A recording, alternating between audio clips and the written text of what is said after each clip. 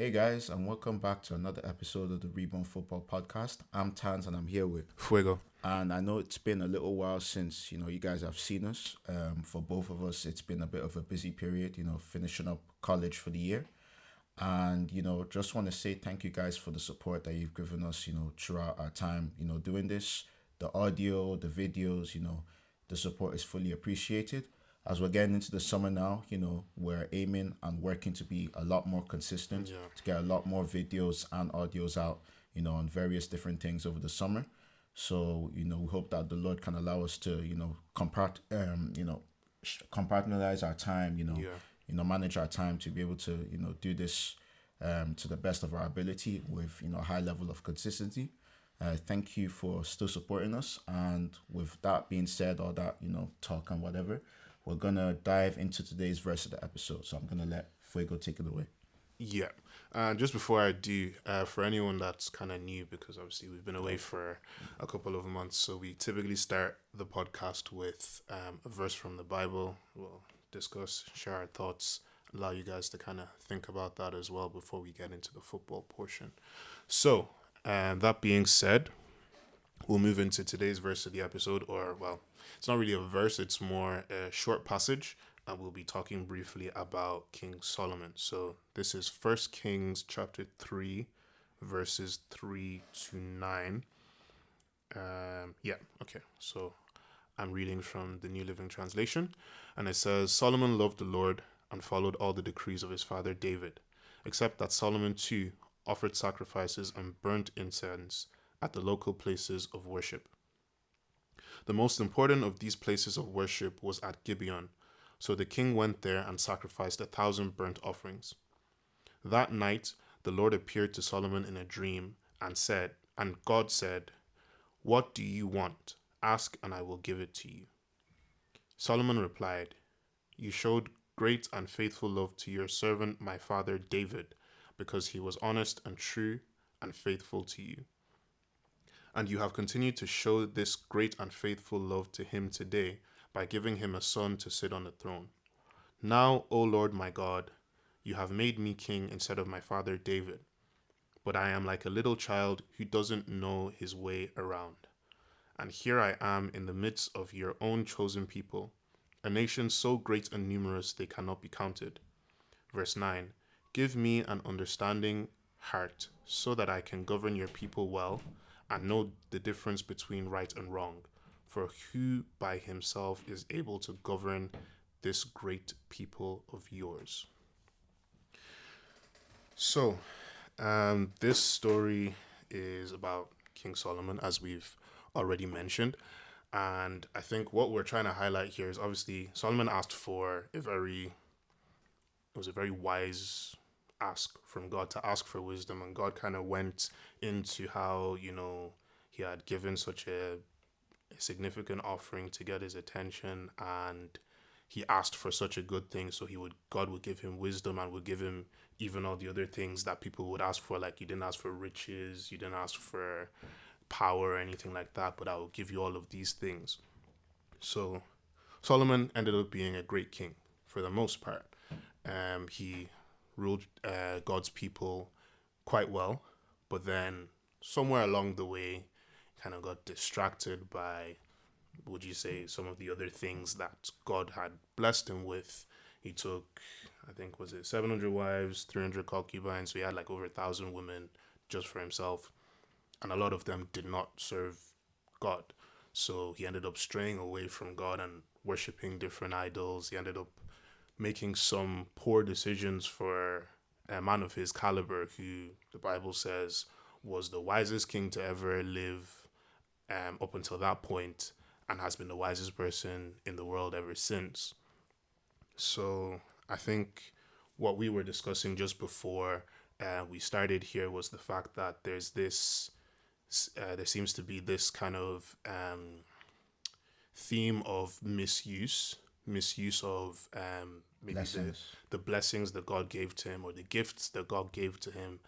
And it's something that we definitely, as human beings, need to be wary of, because we have our flesh and we have our human nature and human desires that, when we're put in such a position, you might not be a king, but you may have, you know, a certain skill, a certain talent, or a certain position, that we don't let that or anything else that comes with that get to our heads to the point where we kind of lose track of what is it that we're supposed to be focused on, which is God, and then start misusing maybe our position or misusing the things that we have because God has put us in a particular position. So I think that's what I'd have to say about that. Yeah, I have to echo that completely. And even just diving a little bit deeper into King Solomon's life, there's two kind of instances where you see him use, a blessing that God has given him for not quite its intended purpose.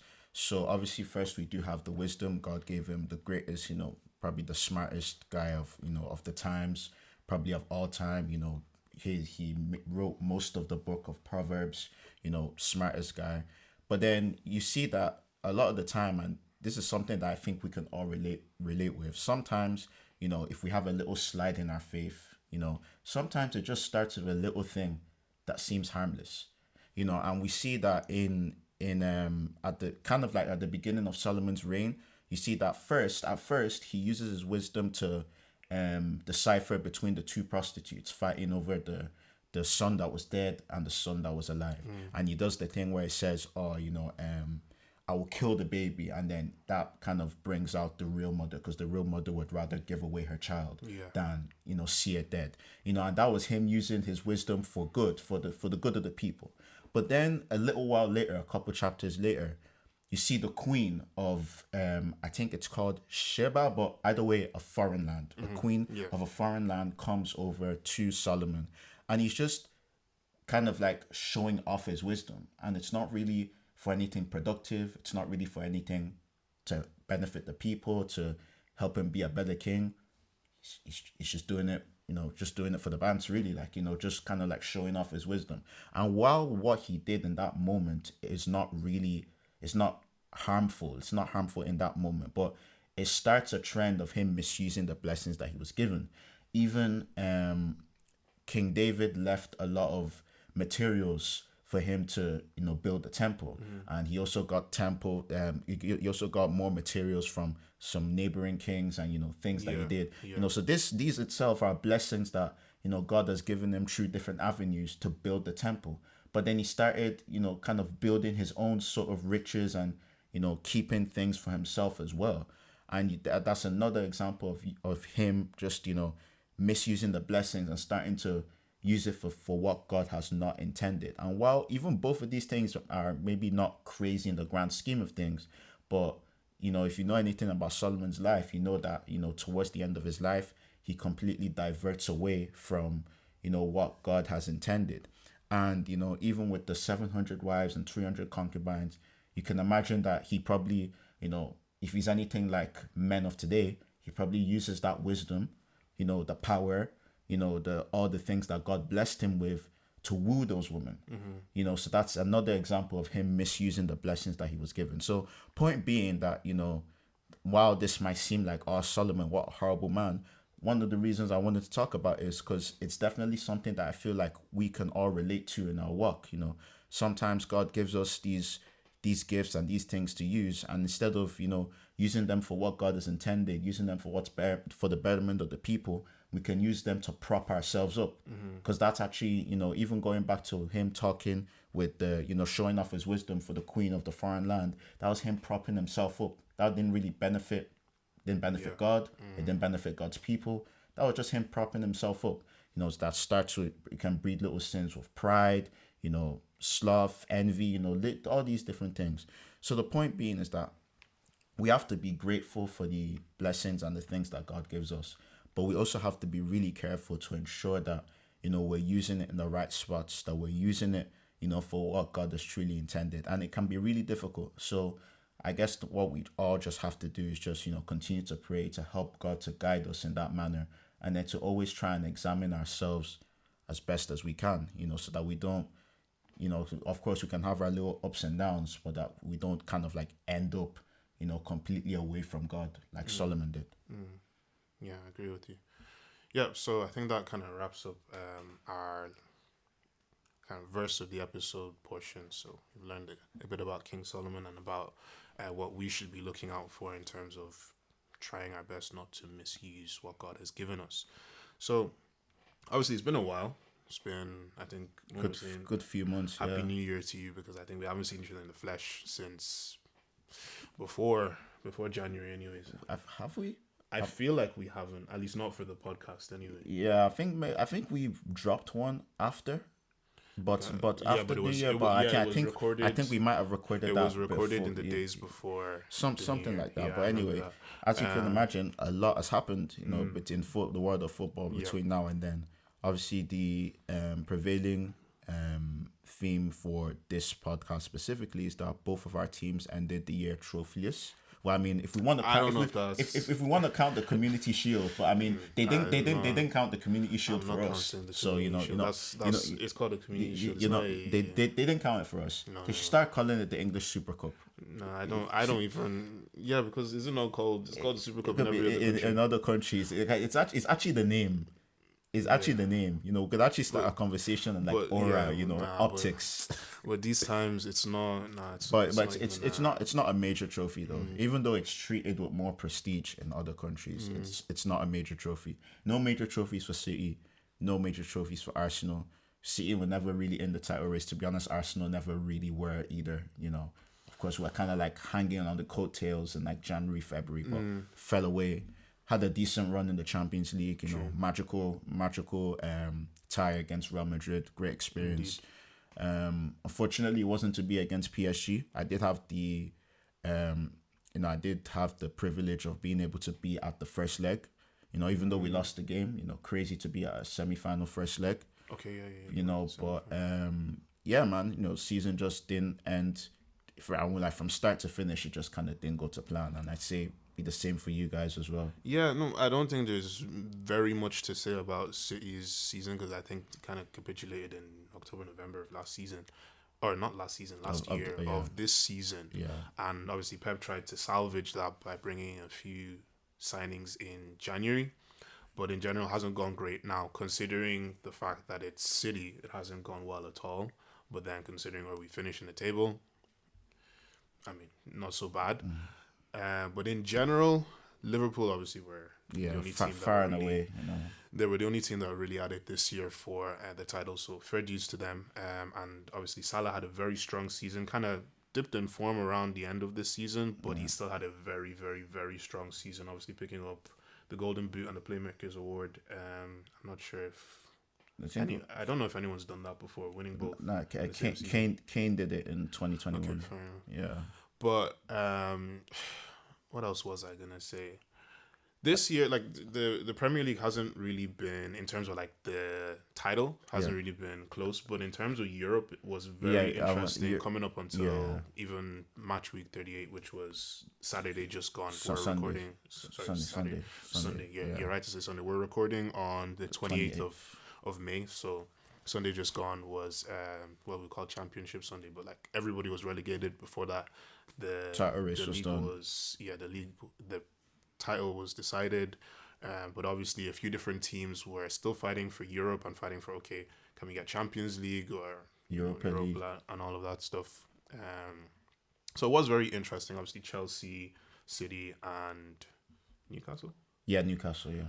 All booked those extra 3 spots because Arsenal and Liverpool already had theirs. Well, Aston Villa felt aggrieved though. Did you see the goal that got chalked off? I didn't. Oh, okay. So I'll tell you guys about it. So, basically, the United keeper came out to claim the ball, but he didn't at any moment have full control of the ball, and like he actually did not have full control of the ball at any point in that sequence. Rodgers got it, from his foot, tipped it from his hand just before he was about to claim control of the ball and tapped it into an empty net. But refs blown the whistle even before he scored the goal. Didn't even give VAR a chance to get to it, and this was when the game was 0-0 for Aston Villa. So you can imagine what would have been, what could have been. And especially with the the crowd that have probably been quite down at Old Trafford following their final defeat last week. 1-0, they probably go on to win the game from there. Yeah, and as Newcastle lost, I'm pretty sure Newcastle lost at the weekend, lost 1-0 at home to Everton. I'm pretty sure. Yeah. Had that won, Aston Villa would have got the Champions League. ahead of Newcastle. Exactly. So, I feel like Aston Villa do have a right to be aggrieved. And honestly, you know, refereeing has been a source of contention for many teams For in the Premier yeah, League for a this lot of the season as well. for a lot of the season. Obviously, as an Arsenal fan, we're probably the loudest. We had a good few, unfortunate decisions go against us at the start of the season. But even other teams as well. In general, nobody's really happy with the refs except the team that wins the league every single year. True. I That's guess. that's really what it is. But in general, man, unfortunate for Aston Villa, but I mean Chelsea pulled it off at the end of the day. Pretty young team. You know, um, young players. A lot of those players have never played in the Champions League before. Of course, there's always people that wanna, celebration police that wanna rain on people's parades. I've seen people talking about, oh, Chelsea, like they used to win this and then that. None of the players that used to win this and win that are still here. Yeah, that's true. That is Like true. like let them enjoy their moment. Like they worked very hard for it. It was a tough season for them at points, looking like they weren't gonna make it. And I mean, they proved a lot of people wrong. A lot of people thought that they weren't gonna make it. At certain points. I mean, fair plays to them. Yeah. I think one other thing that is interesting this season is obviously with Crystal Palace winning the FA Cup, it means, and with Tottenham winning the Europa League, it means that there are going to be 9 teams in the Premier League that will be playing European football for at least the first maybe 3.5 months of the season. So it's going to be interesting to see, okay, this transfer window, it's possible that some of these teams are going to have to, get a bigger squad, a stronger squad in terms of rotation, because you're going to have points at which you're going to be playing both ends of a weekend, and then midweek you're going to have a European night. I won't lie. I think those first few months of the Premier League could be a bit ragged. Yeah, because of that. Because Yeah, like nearly half the league is in exactly. Europe. It was almost going to be half the league at one point, but yeah, it's a different dynamic. I don't think the Premier League has ever had that before, Yeah. so it'll be interesting to see how that goes in general. And obviously, fair play to Crystal Palace for Especially the FA Cup win. That Tottenham United Europa League final wasn't the greatest final to watch, but I mean, yeah. I can't lie. I did not give myself this displeasure of watching that game for more than one reason. yeah, I mean, obviously. but yeah. I mean, obviously, it does go to show the crazy kind of like financial dominance that the Premier League holds. If you even go look at the UEFA coefficients, which is kind of like the scores and how English teams perform in Europe over the past like 4 or 5 years, England is leading that table by quite a sizable margin. English teams are continuing to perform in Europe. 16th and okay, I think United actually finished 15th. So 15th and 17th in the Premier League, playing an all English European final, like as the second highest European competition. And just I think Athletic Bilbao in La Liga, I think they finished fourth. And Yes, that's true. 15th place Man United beat them, and not only beat them comfortably. Didn't it end up being 7-1 on aggregate, something like that. They beat Bilbao 3-0 in Bilbao, which was And then wasn't it 4-1 at Old Trafford or something like that? so, I might be I might be thinking that wrong, but either way, quite comfortably. And it just shows the kind of the levels. Man United and Tottenham get into the final of the Europa League. Tottenham lost 21 games this I season saw that. in the Premier League. That's more than half. Yeah, it's a bit. I don't know. And it's right. It's honestly European achievements from Premier League teams. I do hold it in a slightly higher regard, because it's not like, don't get me wrong, it's not like there isn't difficult teams in other leagues as well. But like, for example, in a bit of an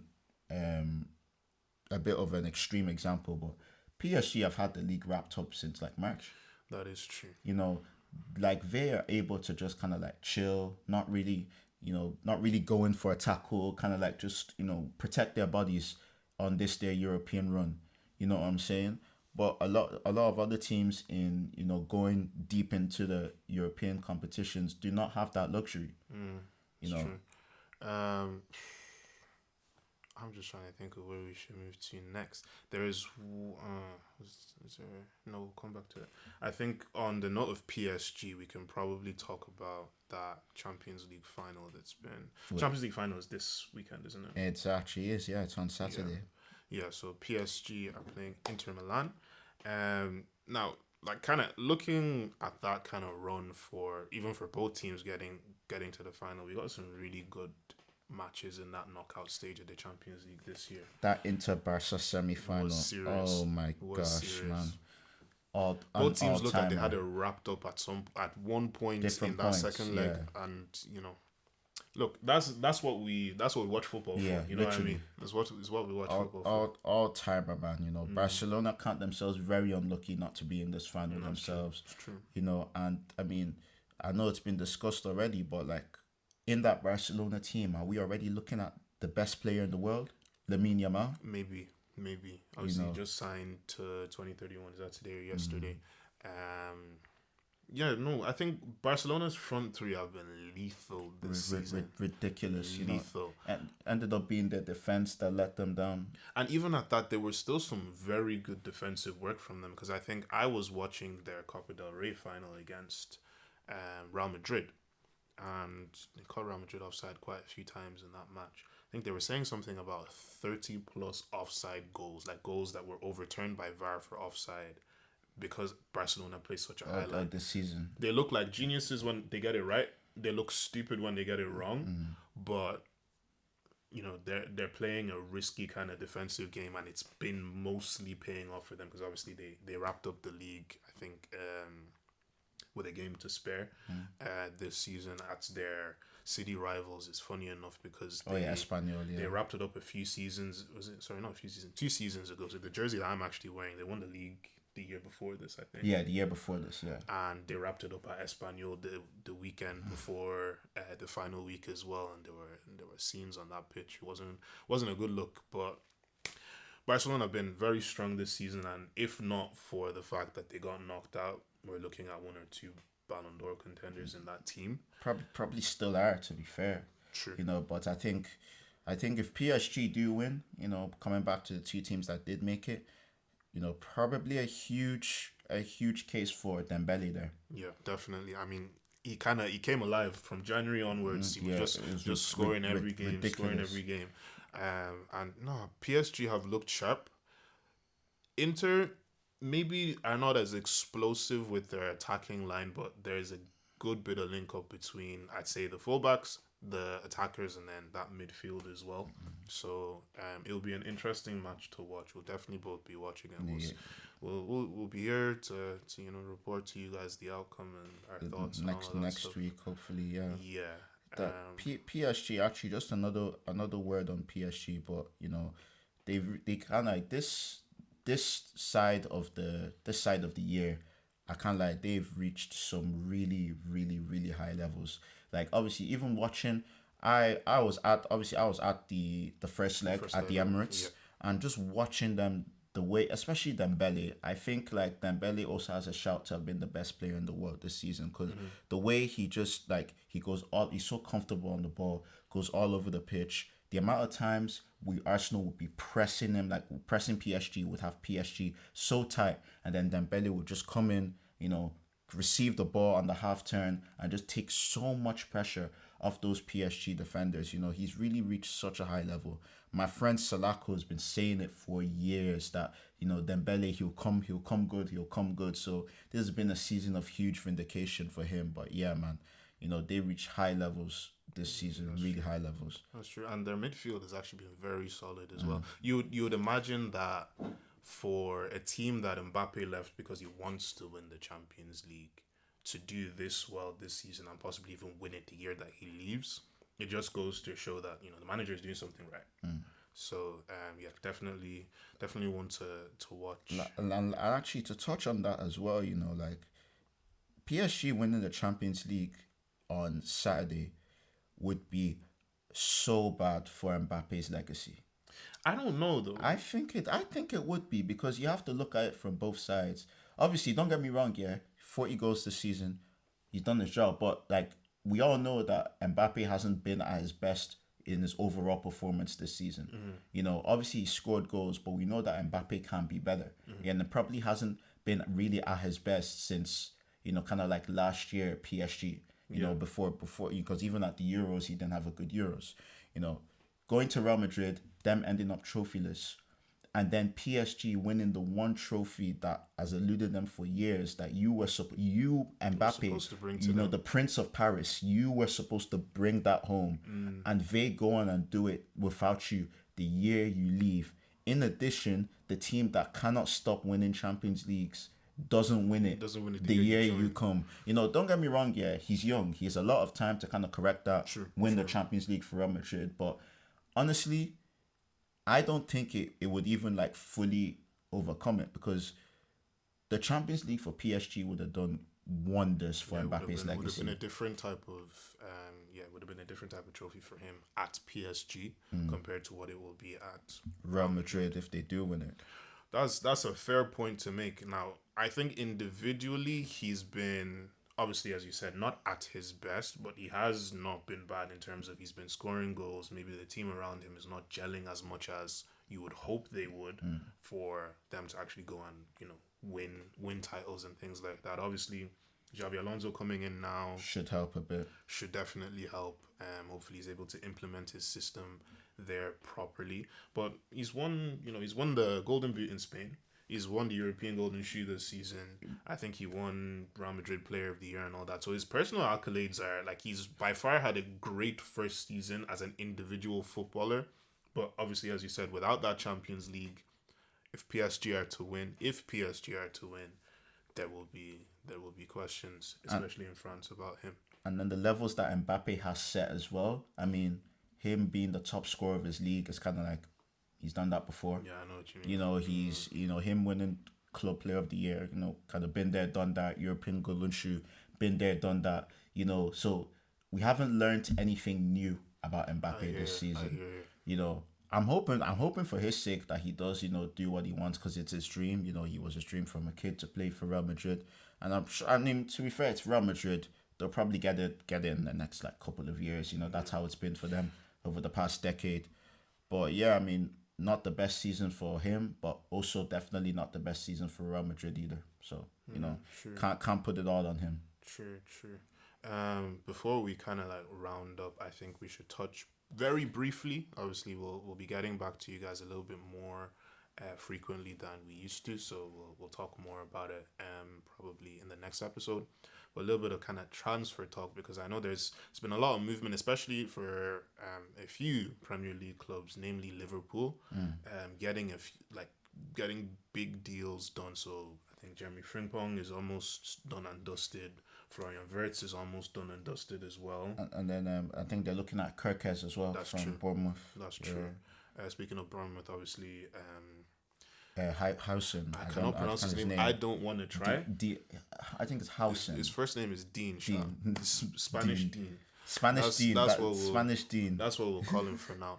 But obviously, he's making his moves to Real Madrid. I don't think that's official yet. No, it's already official. Have they announced him? Yeah, no, that's announced. Okay, that's done and dusted. Okay, even before the season was over. Good. Yeah, I think he can. I think he's even going to be able to play at the Club World Cup, definitely. Which is actually something we need to discuss. We'll probably discuss that next week, kind of like the ramifications of the Club World Cup. Yeah, we will. Obviously, with Real Madrid, also Trent is headed over there. I mean, there's been a lot of movement for a few different clubs there. I think Florian Wirtz saga was a lot because we all thought he was going to Bayern. I personally thought he was going to go to City. I was surprised when City pulled out, because they've been talking about that since last summer. I know that's true, but I think it was kind of like a combination of he's too expensive for us in terms of wage bill, which I don't understand, because they're getting rid of De Bruyne this season, and he was City's highest earner until Haaland signed that crazy contract in January. It's probably everything though. It's probably transfer fee on top of that. But I don't think they were going to get him anyway, because it doesn't look like he wanted to move to City in the first place. It was either Bayern or Liverpool at that point, and Liverpool obviously had upped the ante in the last week or so. I know City are still kind of looking at I can't remember the guy's name. Plays for AC Milan. in terms of an 8. Oh, is it Ryan Diaz. Reinders, yeah. And then they're also looking at, I heard they're looking at Ryan Cherky and the Leon. Yeah, Shishaki's at Leon, yeah. Yeah, that would be a good signing, or Morgan Gibbs White to replace De Bruyne. And De Bruyne apparently is moving to Napoli.